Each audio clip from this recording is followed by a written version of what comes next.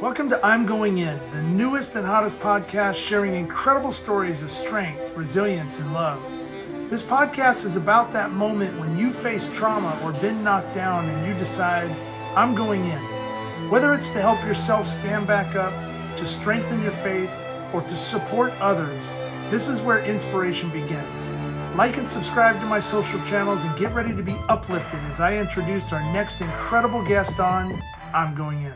Hey everybody, welcome back to I'm Going In. My name is Todd Blyleven and I'll be your host as we go in with Chris Fields, a retired 31 year and 7 months, almost 32 years, firefighter out of Oklahoma City. And Chris has been retired for just about 7 years now, doing God's work. He's getting out and just really spreading the love amongst his brothers and sisters in the first responder community, talking about their challenges that they deal with every day, especially some of those hard challenges that they have to encounter when others can't. And Chris is there as a support figure across the country and probably internationally. And probably where Chris, is known more on an international basis is in April of 1995. He was one of the first on scene, and I'm not going to tell this story. We'll let Chris tell the story, but one of the first on scene at the horrible incident where there was a bombing at the federal building in Oklahoma City, where 168 people lost their lives. And Chris, man, I know we're going to talk about that story.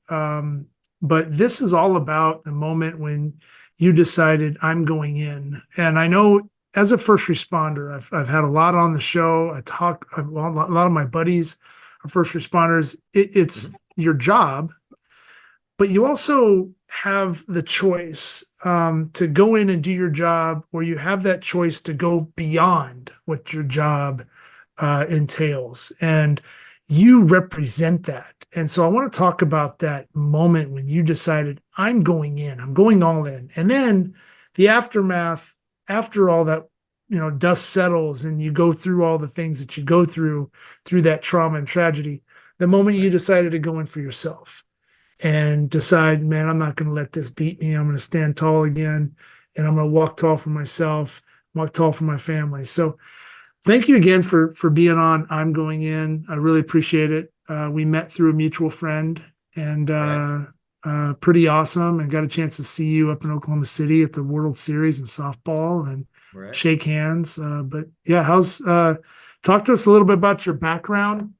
I always ask first responders, like, why did you become a first responder?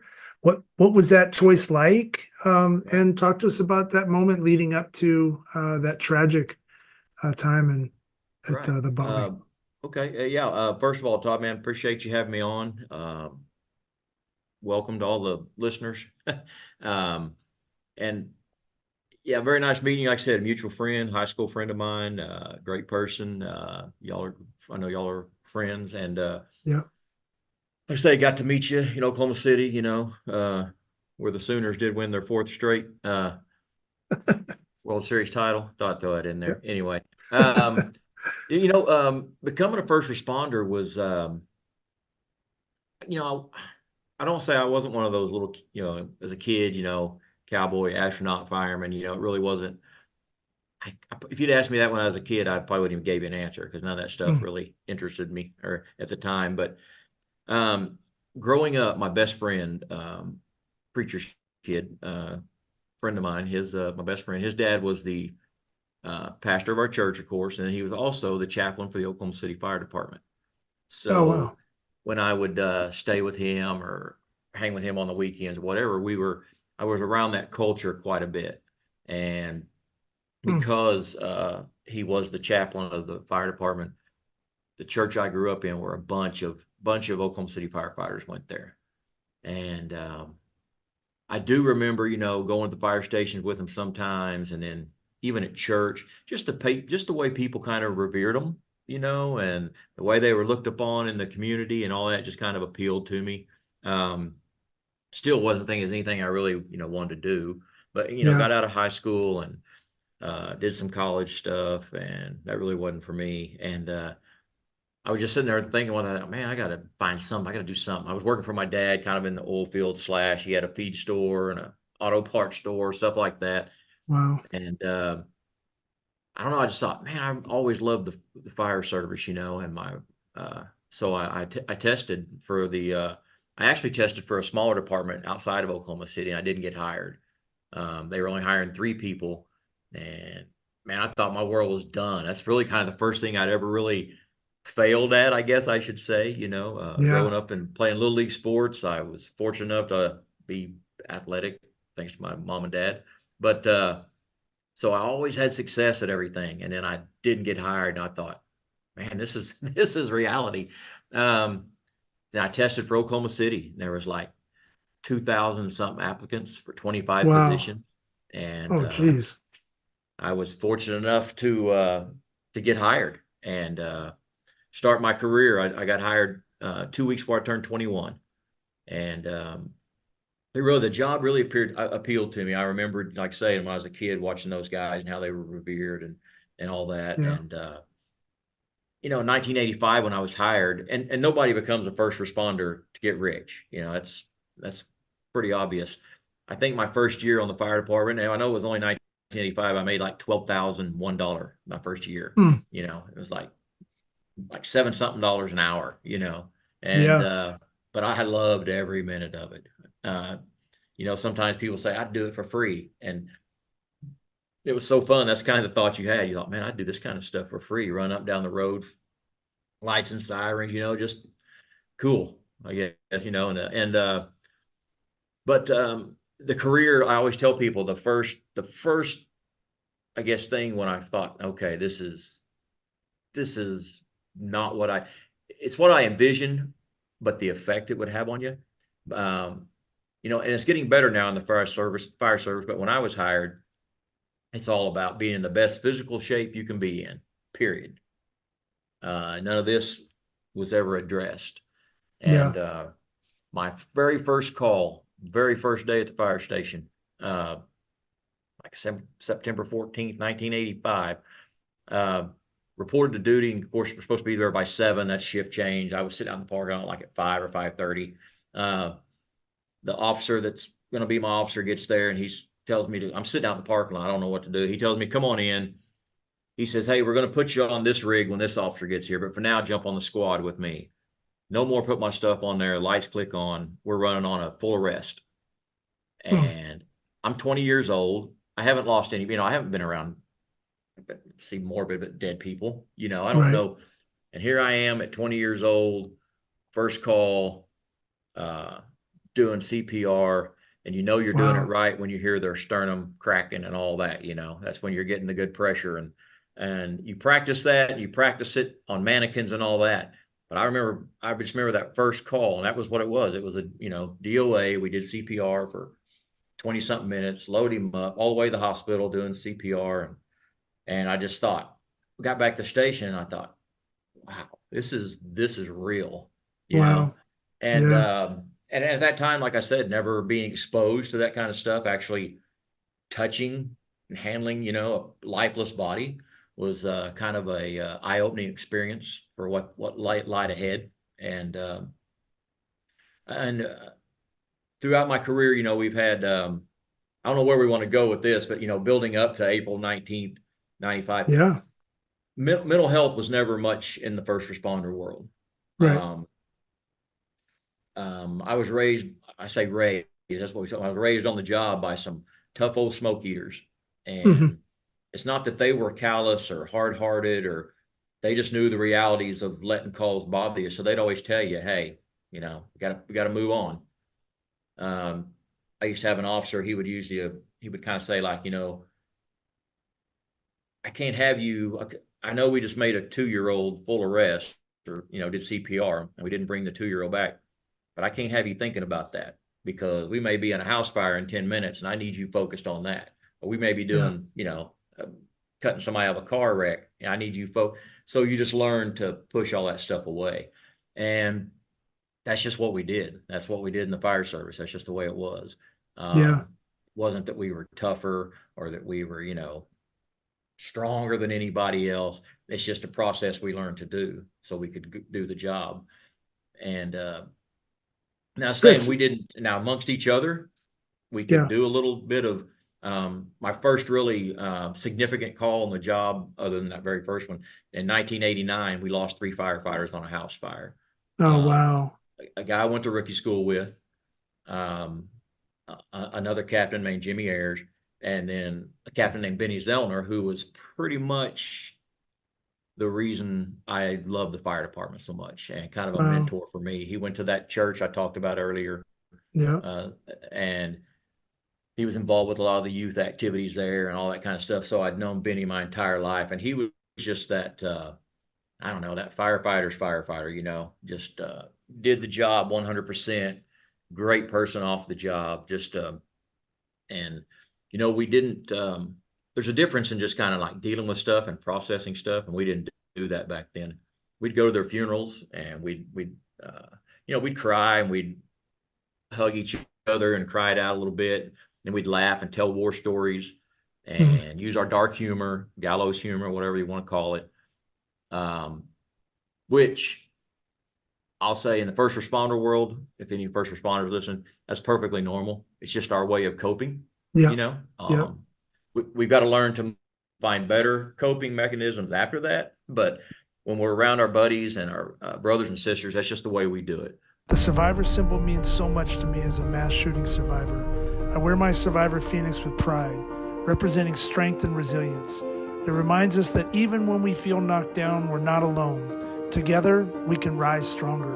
A portion of the profits will support other survivors needing help. Get yours today at tabla11.com.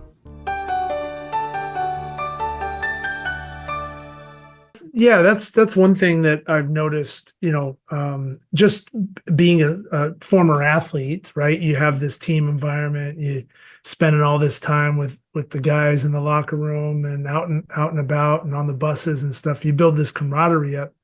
But to your point, like to to share my mental anguish, my fears, my depressions, whatever that is, you don't.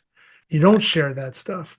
But the one thing I've noticed, and I never noticed this before until I had a conversation with Chief Bernie Meehan.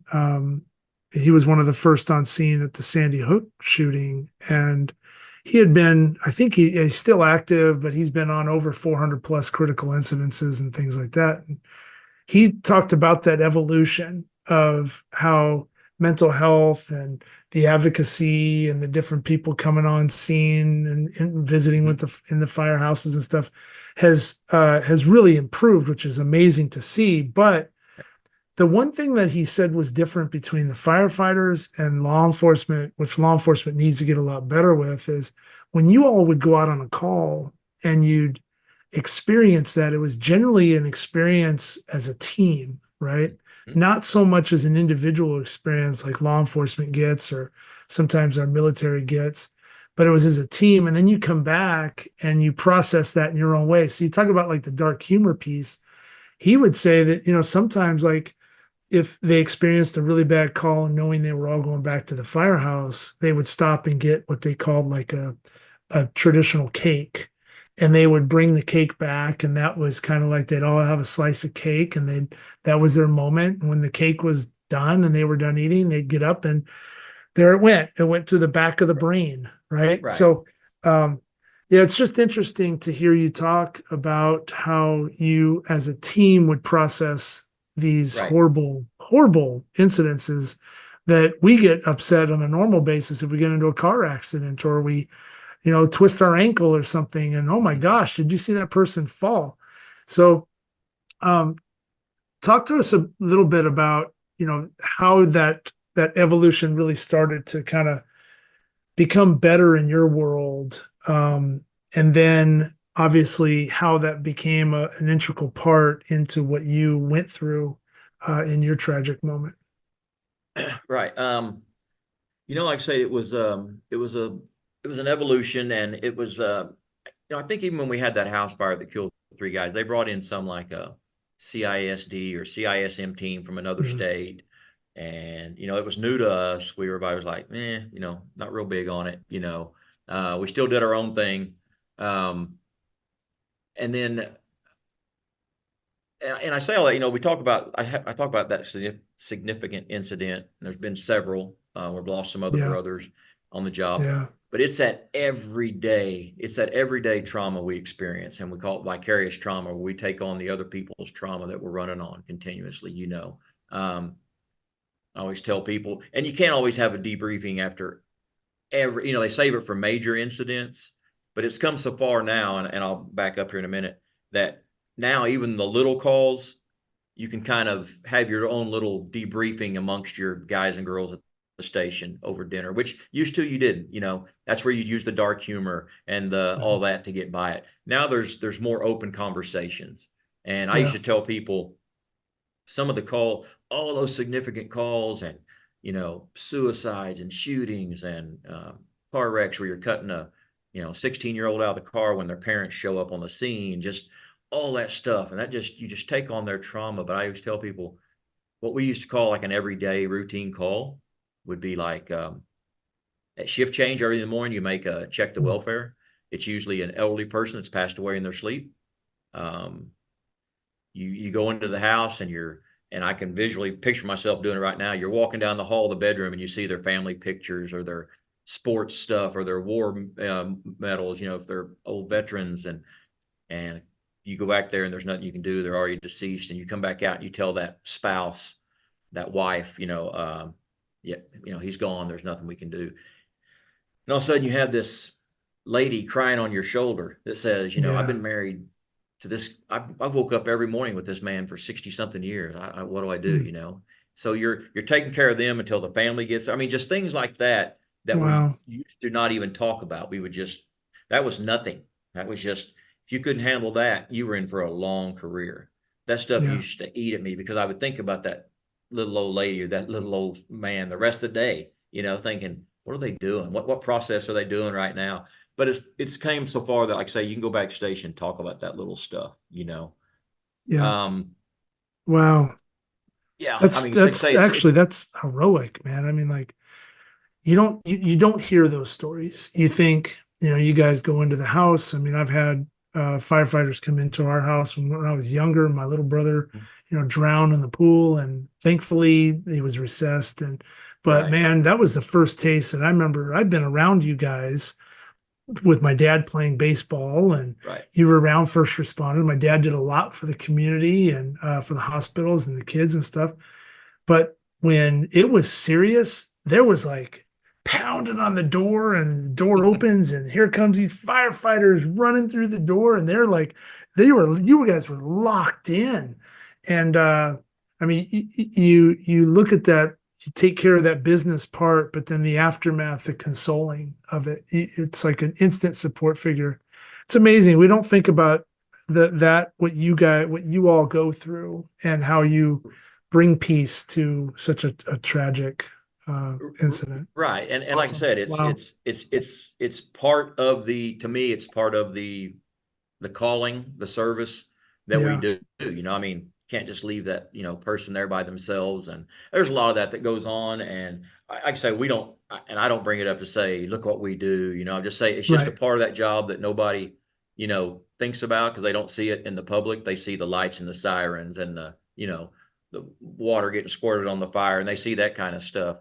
And, and I always tell people that's on top of our personal life that Yeah. Yeah. maybe in Yeah. shambles, or Yeah. and the stuff that's Yeah. going if you just lost a parent and now you're running on an elderly person that passed away, or you're running on somebody that just lost a parent when you just lost. So I mean, there's just so many nuances that come together. And I say people forget that. I think sometimes we forget that. We won't allow ourselves that grace, as first responders, to take care of ourselves, and and I've learned over the years, I can't take care of other people, my family, and other people if I'm not taking care of myself, Yeah. first of all. But I'll skip ahead. April 19th, 1995, the day of the bombing. Um, the aftermath of that was, I don't know. Do you want to talk about the photo and all that, or do we want to just talk about I the. want you to just listen. We're just talking. So I want you to talk about, I think like obviously, and we talked about this a little bit, before we started. What I've learned about my own personal growth and as I tell the story and get out and speak and Mhm. it's one thing to talk about like what I went through in Las Vegas during the mass shooting, and you're about to talk about what you went through in 1995. But it's the aftermath. Right, It's getting through what happened to you and how you were able to stay strong in those moments to help so many stay alive. And of course, there were those that didn't. And right. then how you process that. So I'd love for you to just, yeah, maybe paint the picture, for those that, what was that like coming on scene? And Right. then obviously your hair on fire, no pun intended, but you're Right. rushing in and take us through that moment, and talk about whatever you want to talk about. Okay. Yeah. I know the picture was pretty iconic and how that Right. made And you and that and feel. that kind of that's that. I'll talk about briefly because it does kind of that was the repercussions of that was part of the aftermath and part of Mhm. the downward spiral and all that kind of good stuff or bad stuff. But yeah, Oklahoma City bombing, April 19th, 1995. I'll remember it was a Wednesday, sticks out in my head. Um, but yeah, we were at the station, kind of doing the daily routine, and we'd come on shift that morning, and my fire station that I was at the time was 15 blocks north of the Oklahoma City bombing of the federal building. So we get dispatched. We heard the explosion. We went outside and looked. It rattled the station and the windows. We Wow. saw a plume of smoke coming from downtown Oklahoma City, which, like I say, was just 15 blocks to the south. We knew we'd be dispatched just because we could tell a large explosion. We could see the plume of black smoke. And so we self-dispatched ourselves. And we got down there, and uh, there was a daycare inside the federal building, but there was also a YMCA across the street, or YWCA, YMCA, and had a daycare in it. Uh, I was one of three officers at our station that day. We had three different rigs. I was one officers on one of them, and they had set up a little triage over here for people coming out of that YMCA. They all had like flying debris injuries, glass Mm. cuts, and stuff like that. Nothing really major. Um, about that time, the commander of the incident told my unit, which I was on the hazardous materials unit that day, to come down to the bomb site to help and with the police getting some ladies out of the basement. We did that, and then we were going to another assignment, and I'll talk about the photo real quick. That's when a police officer named Sergeant John Avery just came out. I don't know where he came from, but he just said he had a critical infant, and there's a photo of him handing her to me because I just said, "Here, I'll take her or take them." And it was Baylee Almon. I checked her for any signs of life. I had to clear some concrete dust out of her throat. She had an open skull fracture, and I think her little leg was broke. And Mm. same thing, I didn't see any haven't seen any signs of life. So I looked up and saw an ambulance across the street. So I took her over there. Said the exact same thing Sergeant Avery said. I said, "I've got a critical infant," and the ambulance was already full. They had somebody on the floor, on the cot, on the bench, Mm. people laying on backboards all around. He said, "Well, hold on, let me get a blanket because we're not going to lay that baby on the ground." So I got to jump forward just a little bit. Yeah. I didn't find out, and that's when this photo was taken, which I didn't find out till 11 o'clock that night. And that's a whole nother how I even found out about it. Somebody called. We'll have to do that on another show. But Hmm. anyway, I didn't see the photo. I found out about 11 o'clock that night. I didn't see it for the first time until the next morning when it came out in the newspaper and all over the world.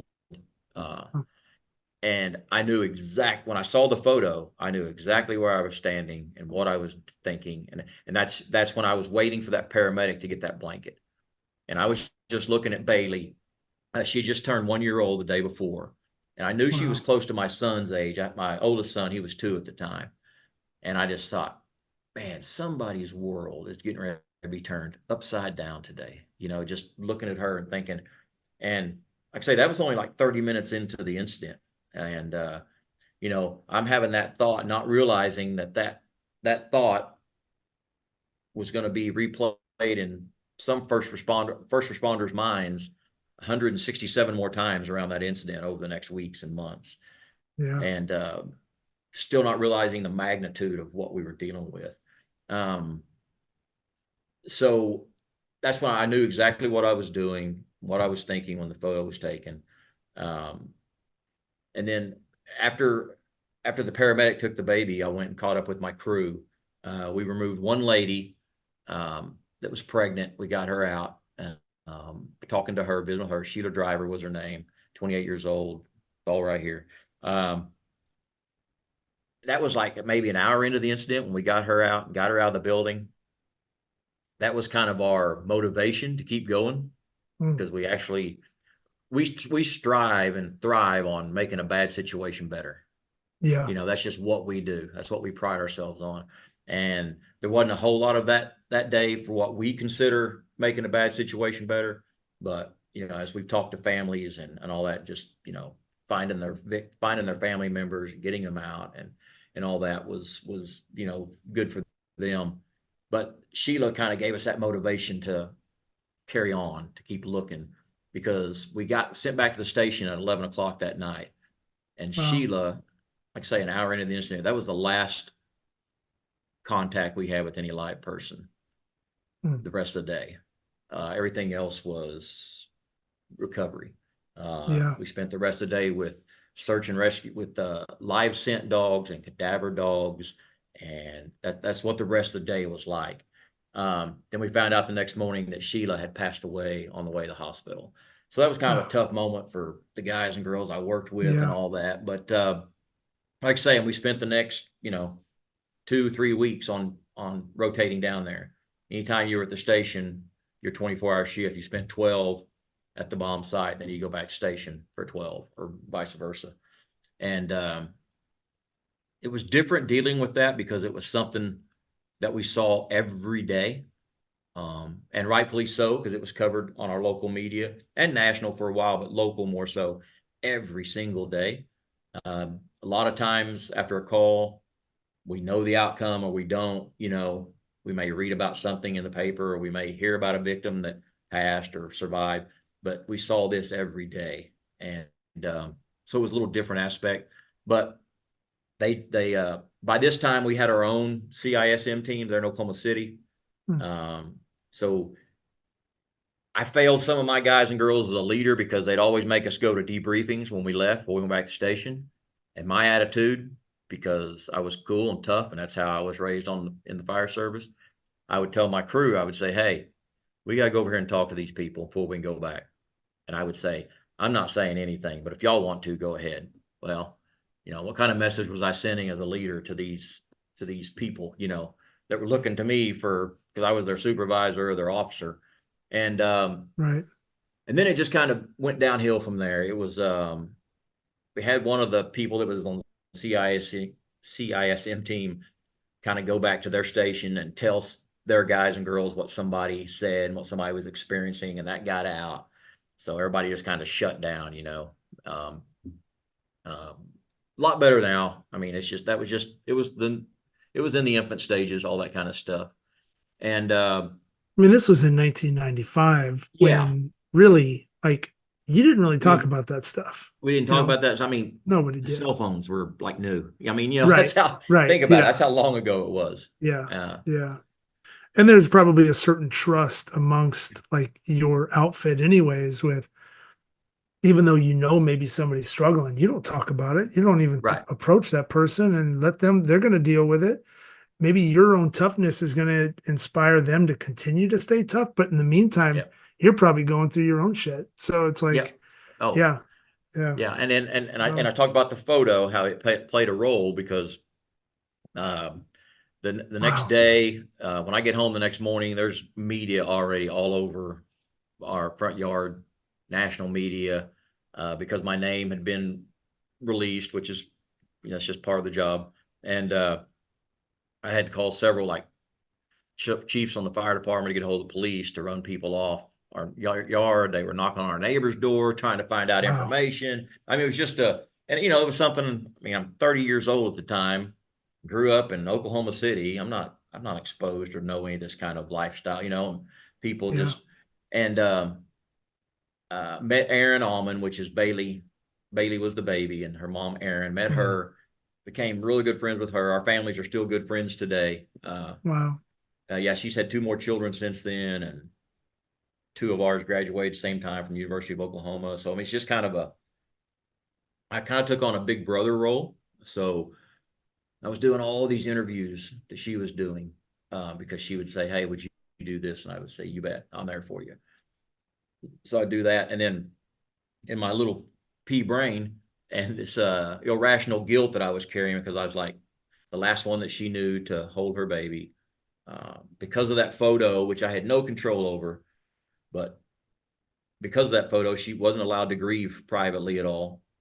And then being singled out in such a, you know, team oriented job, career to be singled out. But I had amazing support from the guys and girls of Oklahoma City Fire Department. So, but still, there's still that uncomfortable deal of being singled out, and I the can fire totally, chief.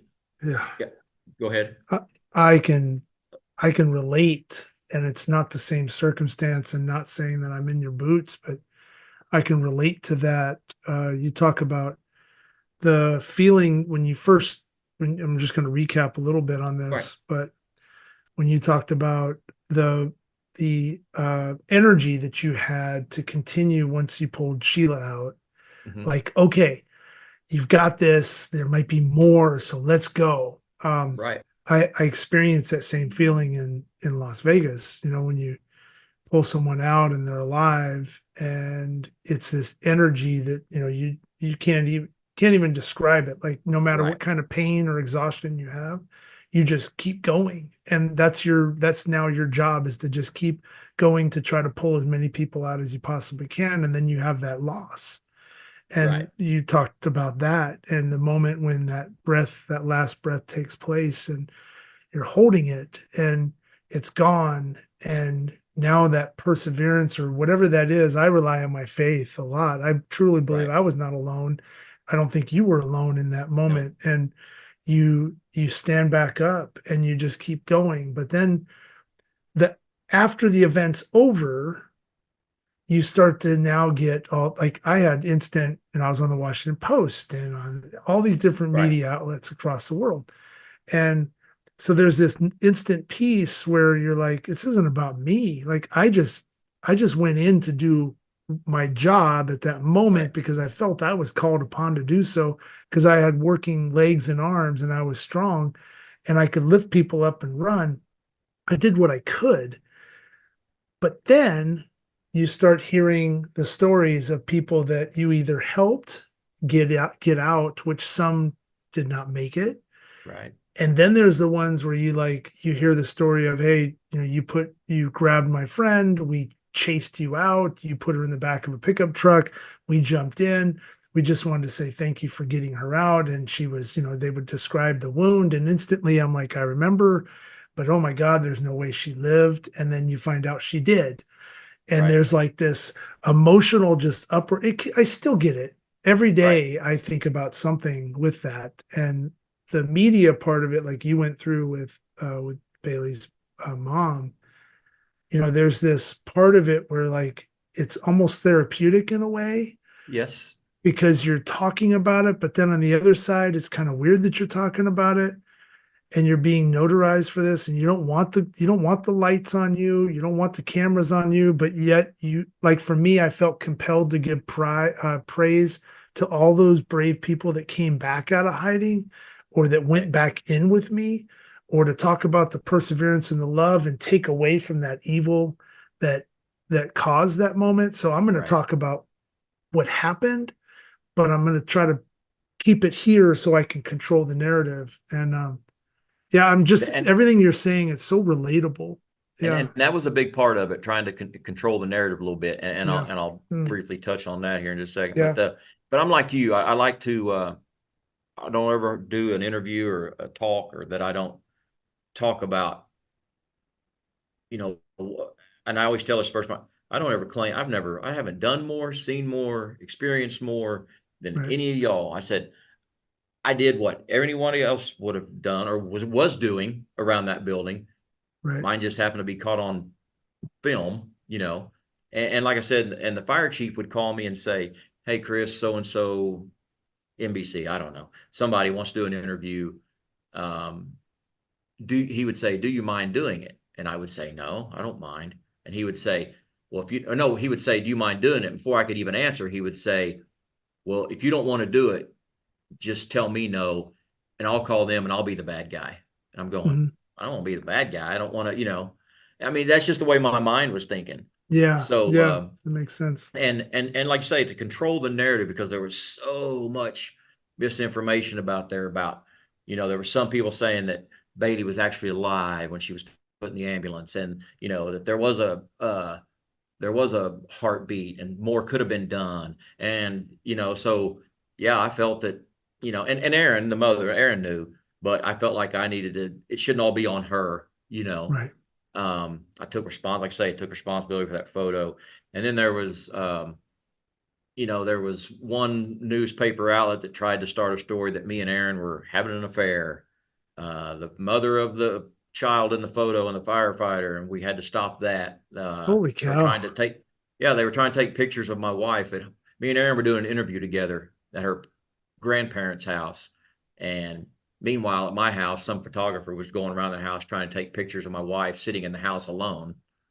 And then, because when we finished up that interview, that photographer or the guy said, Aaron, would you mind giving Chris a kiss on the cheek? And we were both like, no, we don't, you know, we don't do that. That's not who we are. Well, that was all going to be part of their little setup and run the story. Somebody on the inside let us know what was going on, and we got to put a stop to it. But Wow.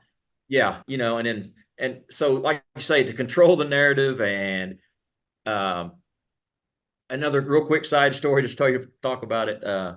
1987 or 88, Midland, Texas, baby Jessica in the well. Mm. Remember that Yeah, story? that's right. Yeah. There's a tie-in, believe it or not. Uh, 4 days, the guy that was in that photo on People magazine with baby Jessica come out of the well, Robert O'Donnell, uh, was a Midland, I believe Midland, Texas firefighter. Anyway, 4 days after the Oklahoma City bombing, he had already, I don't know if he retired or lost a job. He struggled with the effects of the photo and the job, and Mm. struggled with some meds, and I think he got released from his job.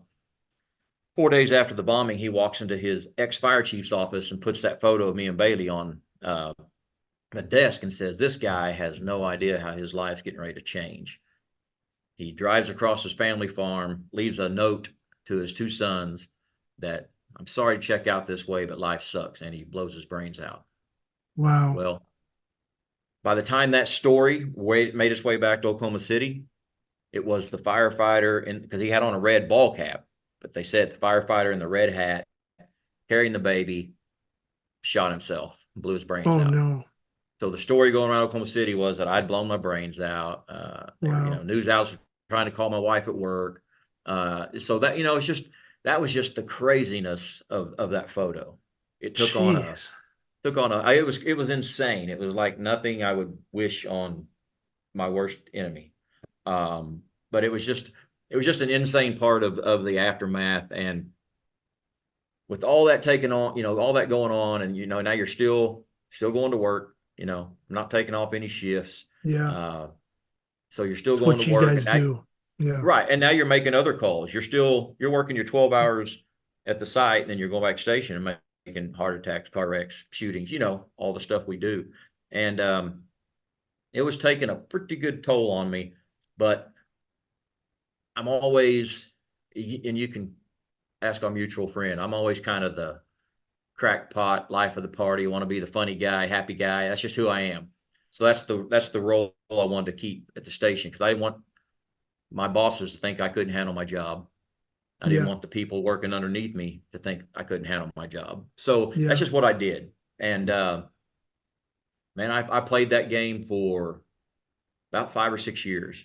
I mean, Mm. just what I felt was like a midlife crisis, little mini bouts of depression, isolation, maybe I need a Corvette, maybe, that midlife crisis stuff, and, and then in 2002 or 2001, so 6 years, we were putting a pool in our backyard, and I was helping the guys bust out the concrete to extend our patio. And I was working a jackhammer, and it started to sprinkle. And a lot of people don't know it rained the night of the Oklahoma City bombing. Oh So wow. when it started to sprinkle, I caught a smell of wet concrete dust. Ah, And it, right then, I mean, it took me back to April 19th, 1995. I didn't like yeah, freak out, or I didn't have, I just, in my mind, but I yeah, can pinpoint that as the day really when things really started to, the, the little mini bouts of depression became longer. The isolation, just kind of locking myself away from the guys and girls at the station. Um, but still being happy, I mean, they never knew that, 'cause I kept on that same persona. My wife could tell, but she didn't know what to say or do. That's why I'm a huge advocate for spouses of first responders to be in on every mental health stuff that yeah, their spouse does, so they know the signs and the symptoms, what to look for, yeah. things to say, things not to say. There are, um, and I'll move ahead. I know we want to get through this, but it was a No, you're right. Just before you get going on that, like it's not just first responders; it's everybody. I think right, it's really important when you've experienced a traumatic event and you're going through your therapy, trying to learn how to walk tall again for yourself, trying to figure out how to reduce the kicking in the back of your skull, the nightmares, the stutter of speech, yep, the tingling you get, the feeling in the back of your throat that just creeps up on you. Like if you're with someone, you need that person to understand those signs, those right, triggers, and how that's making you feel. And it's not just your life that's changing, it's theirs too. Because like you said, the jackhammer, I can't pick up a wheelbarrow anymore for a reason that happened in that night. I walk by into Lowe's, I see it at Home Depot, I see it around. I don't even want to be around it. right, I hear the shots, I hear, some of that, like what happened with the assassination attempt. You hear that elevated right, position. You can tell, yes. Does that take you back to every? Of course it does. And you probably have those trigger moments all the time. yep, And you've learned though, like I talk about it, and this is like, just talking about um, what you just discussed, but you have this ball of trauma out in front of you now. And it's never going anywhere. It just right, doesn't. I think it reduces in size, but it never goes anywhere. And if you don't keep practicing how to live with that on a continual basis to keep yourself happy, that trauma starts to back up on you.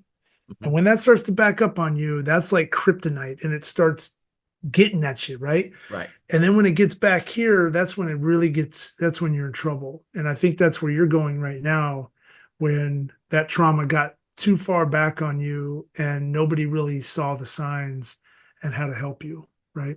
Right, and that's Yeah. exactly right, because like I said, that not only that trigger like April 19th, 95. Well, now I'm thinking about the career, the job, the buddies Yeah. I lost. And then while this is going on, you know, we lost another firefighter uh, on the job. And a good friend of mine, my wife and his wife worked together at the same school.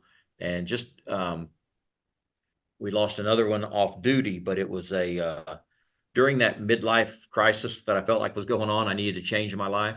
A lot of people don't know. I took a chief's test on the job, and I was promoted to chief, which I only lasted a year, and I gave it back because it just wasn't for me. But I wanted to get Yeah. back to the rigs and back to the guys, girl. It was just, it was nothing. And the fire chief at the time, man, what a great man, took care of me. Knew I was struggling, but anyway, that's like I say, Yeah. that's a whole nother story. Wow. But one of my assignments when I was the chief, one of the first assignments, I was helping with. I was kind of a backup PIO. The main PIO chief was off. He got a call, and it was off-duty firefighter killed in a car wreck. And it was a good friend of mine, him and his 12-year-old son.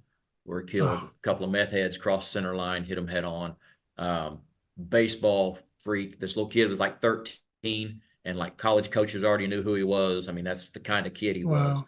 And so, you know, and all this is going on, but I'm still, you know, I've got to be, I've got to be Chris Fields. That's what people expect, you know.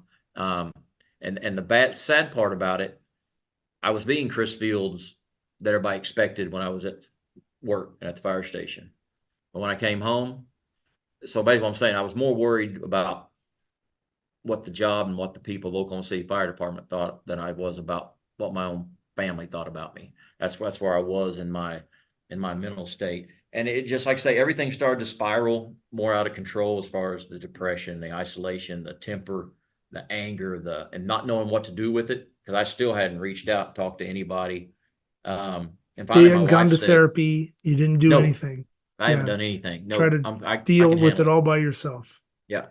Wow. I'm Chris Yeah. Fields, Todd. I can handle it. I mean, that's what Yeah. I Yeah. would have That told was, you. yeah. That's Yeah. what I was telling people that were few people could see it, and that's what I would tell them. I'm good. I got this. We all Yeah. go through it, you know. And real quick, it's so funny now that when I talk to guys and girls from the Oklahoma City Fire Department, that some that are my age that are retired, what they were going through that nobody ever knew, or now when a young one will call, I'll get calls from a young firefighter saying, "Hey, I'm struggling with this." I said, "Hey, you ought to," and I have permission from these people. I say, "Hey, you ought to talk to so and so. He went through that same thing." And they go, "He Yeah. did?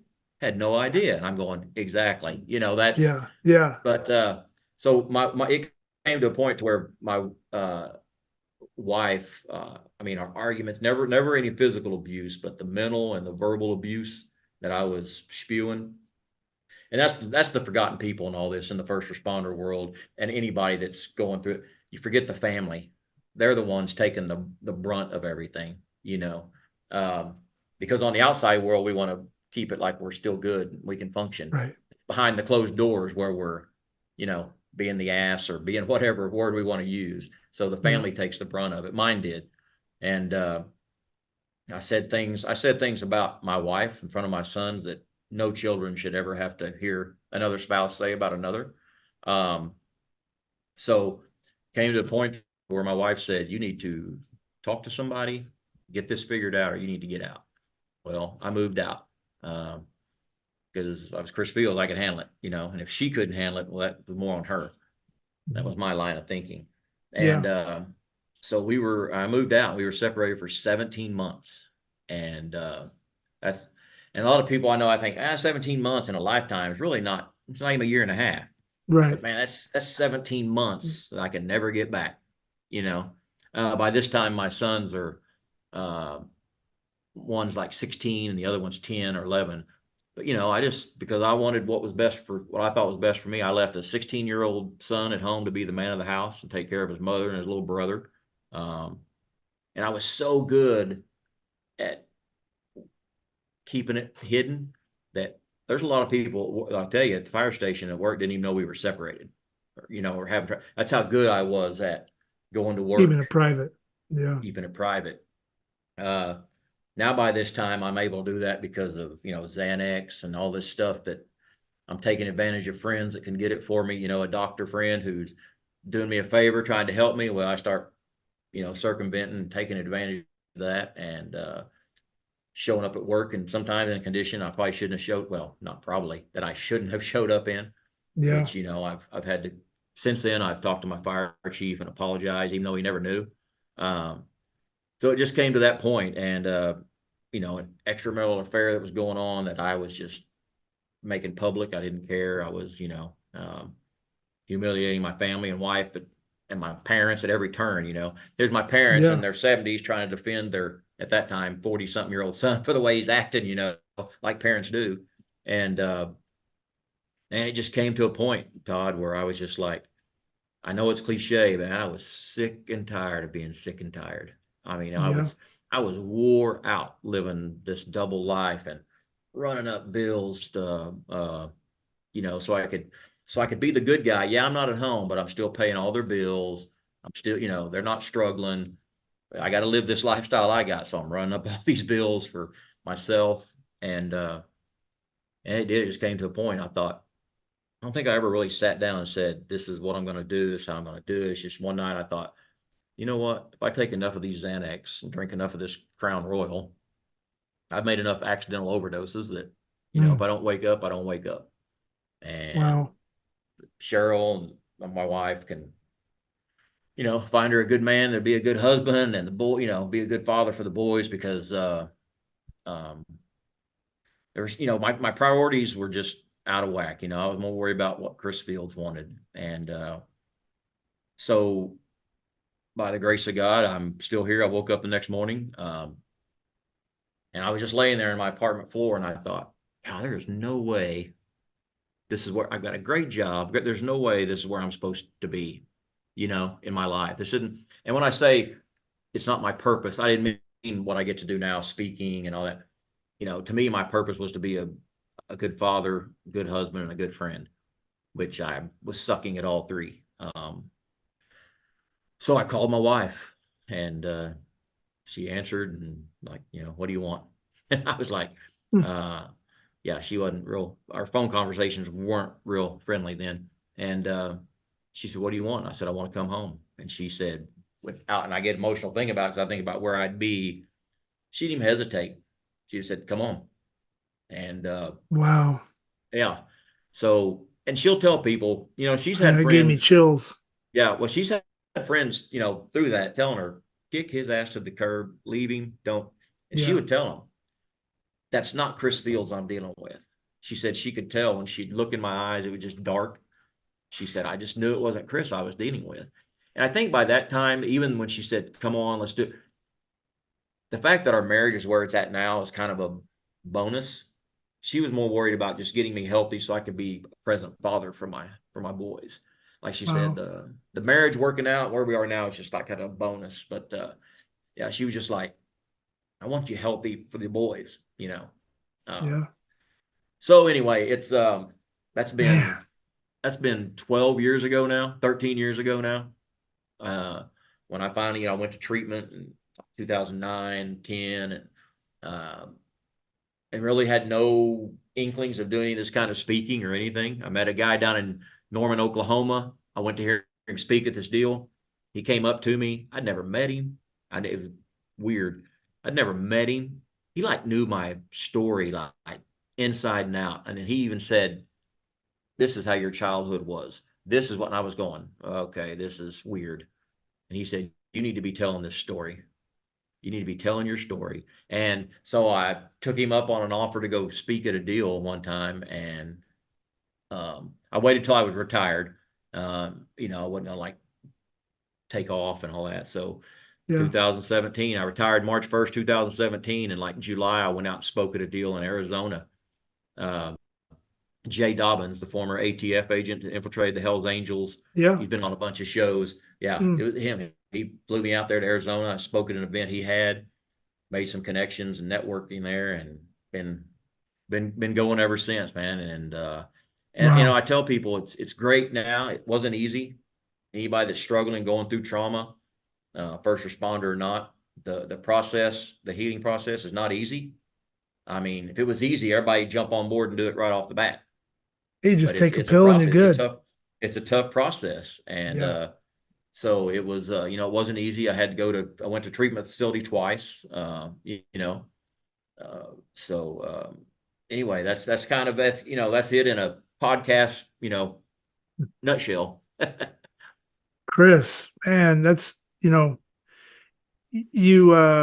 you paint this picture of, hey, this is who this individual is, right? And you look at that image when you're holding that poor little girl, and you see the strength, you see the hurt, you see the sadness, you see the love, the compassion.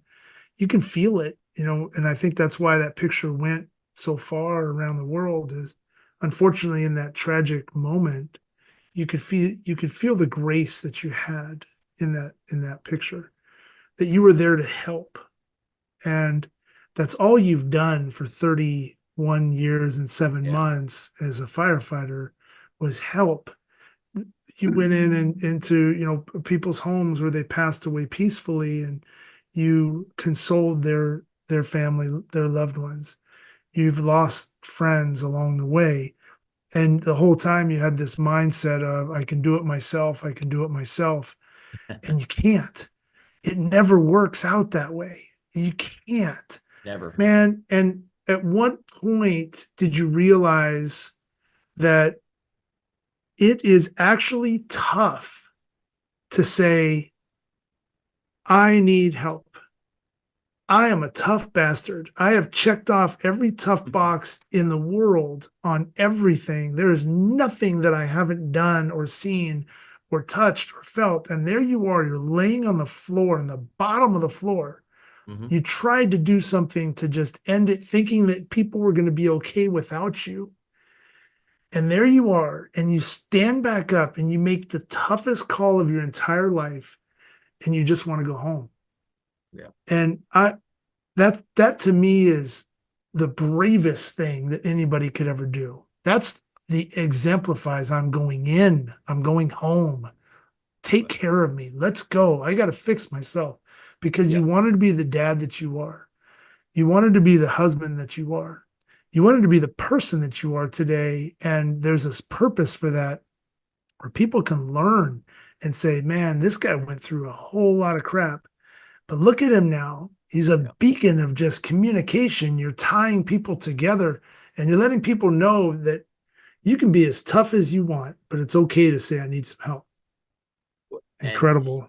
I appreciate those words, and you hit the nail on the head. That's what I tell every first responder I work or speak to. I tell them, I say, in our job, people call us heroes. We say that's what we do. I said, so that's fine, but I don't care how many house fires you fought, how many victims you've saved, what chances you take.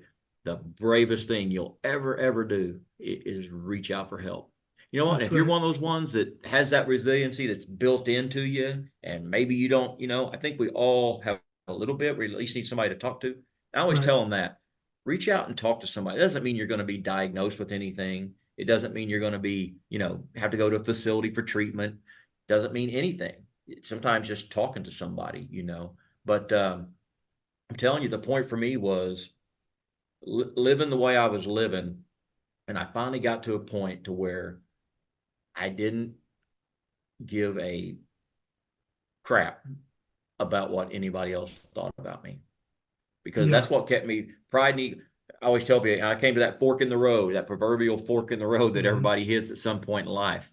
Yeah. And man, I had family and friends and loved ones over here reaching out, trying to help. And over here, I had pride and ego, and Right. I chose pride and ego. And until I let those go, it means I'm still proud. I still have an ego. I mean, I'm a male. Males have Yeah. egos, and that's just the way it is. But man, this is like I say, until I finally got to the point where I just didn't care what anybody else thought. And that's not in a rude way. I don't, it's not mean I live a life that I step on people's feelings and all that. But it just meant, as far as me reaching out for help, if they thought it was weak, so be it. Move on. I don't need you. I Hey, tell you what, you may think it's weak, but I'm gonna be here for you if you need me. And that's what I try to tell people. I think it's amazing, and I concur with that 100%. I mean, I know I have found more strength on my inside when I'm going to, say, a firehouse. And this happened in Little Elm, and all of a sudden there's a firefighter that's a vet, went through combat, Mm-hmm. experienced the traumatic event. Not about a week before, I had a chance to meet him, and we were shaking hands, and all of a sudden, here we are. There's five grown men, tough people sitting in this hallway, right? And they got all this memorabilia around and stuff. And you and I were talking about it before, and how firehouses have all the Oh yeah. memorabilia, coolest places to go and check out, by the way. But here this man is, I've never met him before, and he starts opening up about how that call made him feel. Mm-hmm. And we share a relatable experience to death, unfortunately. And like Chief Bernie Meehan says, we're trauma buddies now. Yeah. And that's just kind of you're in this unfortunate kind of a place, this club.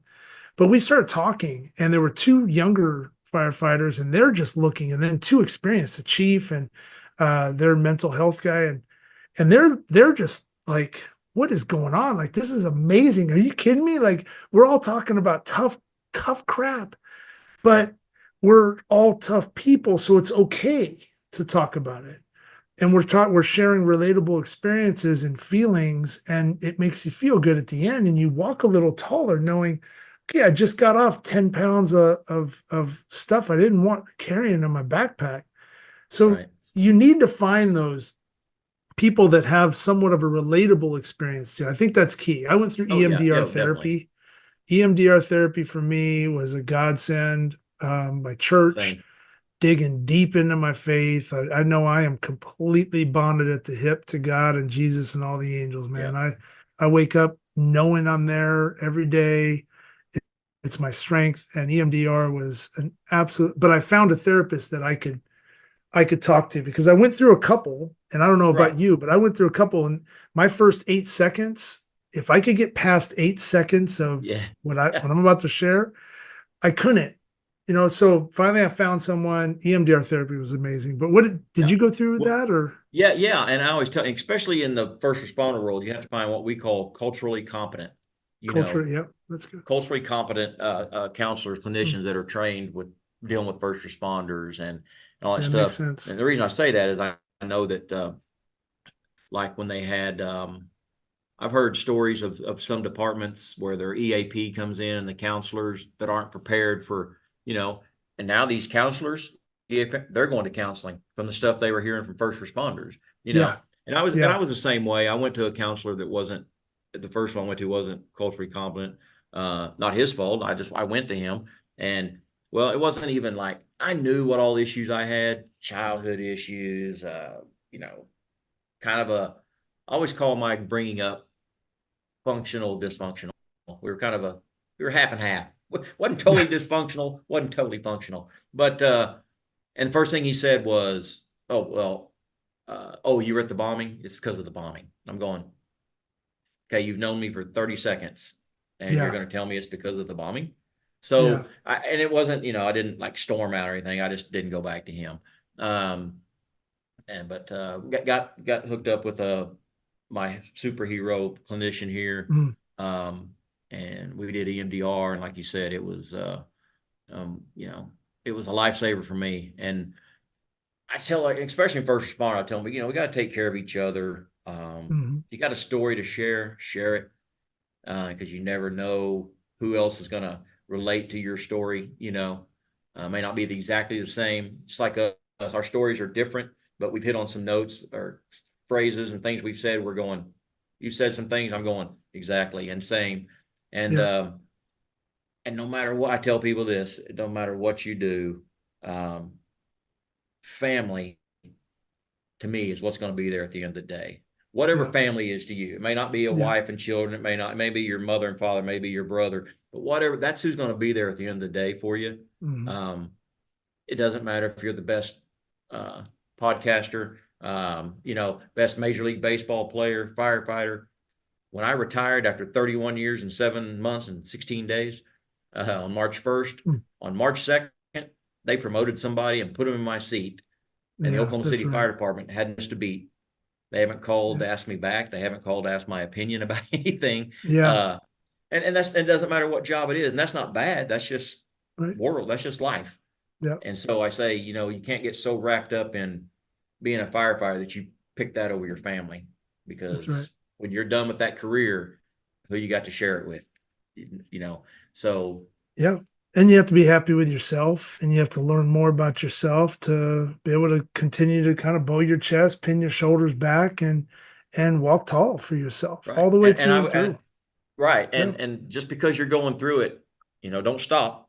It doesn't mean it's like I said, if I hadn't, it's kind of weird to say, do I wish I hadn't have gone through that? Yeah, kind of. But since I've been through all that and been at rock bottom, dude, I mean, uh, that's kind of my resiliency now. When I try not to say I have any bad days, but I still have some days that aren't as good as others. My biggest hill to still to climb right now is forgiving myself. I still struggle with that for the things I put my wife and family and kids Yeah. through. But the way I deal with that not so good day now is gratitude, being thankful for where I'm at, what I've been through, what I was able to overcome with the help of my family and friends, and things like that. And if I need 30 minutes to just be alone and decompress, I'm not shy about telling my wife that now. Where used to, I didn't want her to think there was something, Yeah. because Yeah. when I That's would not key. tell her and she could tell something's wrong and I'm not telling her anything, she thinks she's the problem Yep. when she wasn't, you know. So that communication is, like I say, it's huge now that I can say, I need 30 minutes to just to chill, decompress, and then we can go do whatever. Or, and she's got no problem with saying, get out of my room, get out of the room for a little bit. So it's just that communication that, that, 15 years ago wasn't there, because I didn't think I should be, letting my wife know that I'm weak and having a bad day. Yeah, man. I mean, and like you just said, and I know we're going to wrap up here in a minute, but like that communication of letting people know that you're struggling in that given moment, because that trauma, whatever, regardless of what it is, it doesn't always have to revolve around that one major incident. It could be Right. other things that now, because you've learned more about your insides and how it makes you feel, all of a sudden I talk about it, that ball now is sitting on my shoulder. And I'm like, hold on, I got to go into, whether I'm in a crowded place, I got to go into a bathroom real quick where it's quiet, just decompress. I need to step outside. I'll just take a little walk, maybe Right. down at the stockyards. We're down there and it's all crowded and the crate bars are crazy. And I'm like, all right, I just need to take a walk for a minute. And then like everything calms down. I get that ball out in front of me Yeah. again, and then I can go back in and I'm having a good Right. time. But if Right. you don't recognize that stuff, yeah, that's where it gets south. So, Yeah, instead of wow. having that not so good a day and thinking, Yeah, I'll pop me a Xanax because everything will be better. yeah, Instead, so yeah, I have just other mechanisms now, that's right. to to get through it. And like I say, so Yeah, I try to buy. It's not like me and you both. I think you'd be first to tell people it doesn't mean it's 100% perfect all the time, you no, know, but yeah, it's not gonna be no, 100% bad all the time either. So no, it doesn't. I mean, and when it starts to feel bad, call somebody, have a I don't have my conversation, deal on. man. I got a deal. It's a hashtag buddy check. It's a friend of mine. That's his 501(c). It's called hashtag buddy check.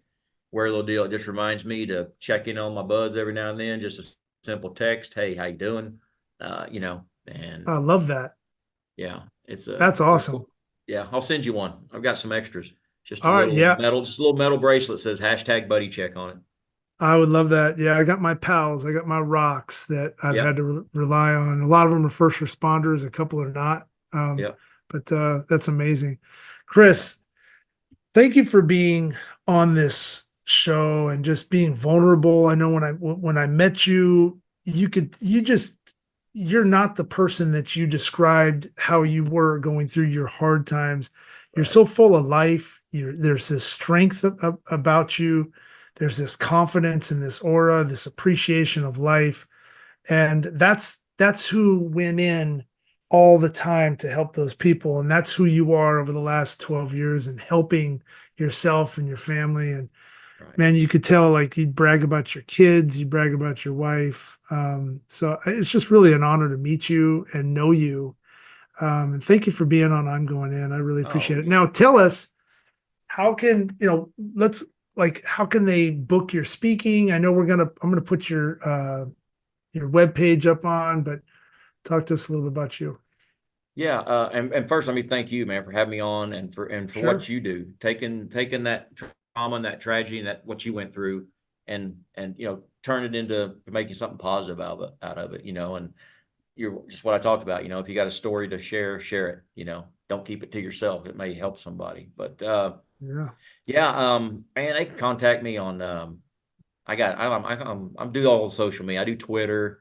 Uh, I gotta shut it off every now and then. It gets crazy, but Twitter and Instagram accounts. The best way to get hold of me for like to book me or something. I used to have my own website. I kind of let all that go, and I travel with some guys now, and we speak separately or together. But the website is www.traumabehindthebadge.us, Yeah. and these are some badasses with big hearts that I'm honored to be associated with.